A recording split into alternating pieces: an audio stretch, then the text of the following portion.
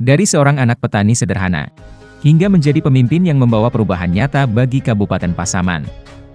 Dalam waktu yang relatif singkat, Sabar As sukses menorehkan berbagai capaian luar biasa sebagai Bupati Pasaman.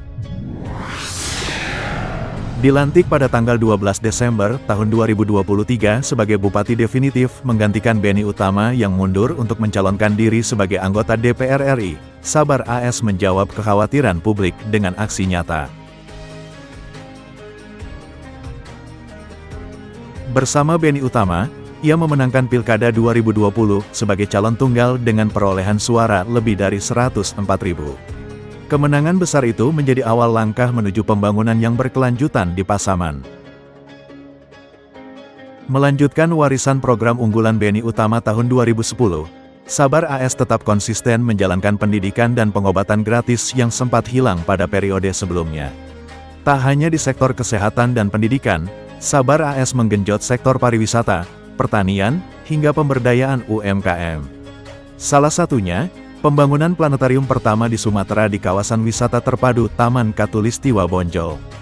Dalam perayaan titik kulminasi di garis Katulistiwa, Sabar AS berhasil menghadirkan Menteri Pariwisata Sandiaga Uno, sebuah pencapaian bersejarah bagi Pasaman.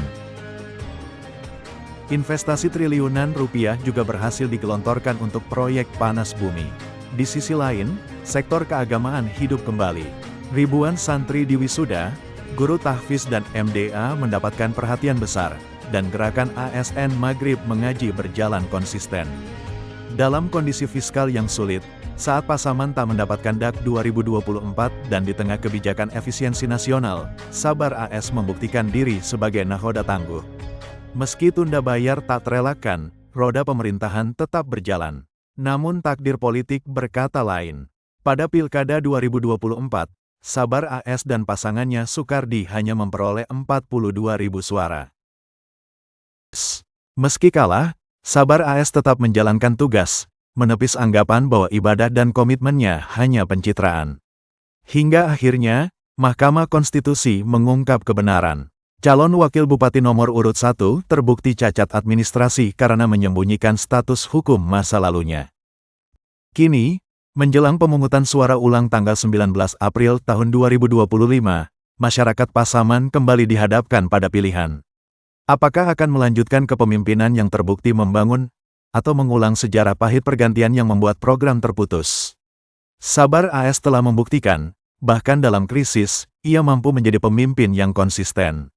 Bukan hanya janji, tapi bukti. Bukan sekadar citra, tapi kerja nyata. Pasaman butuh pemimpin yang sabar, cerdas, dan berani.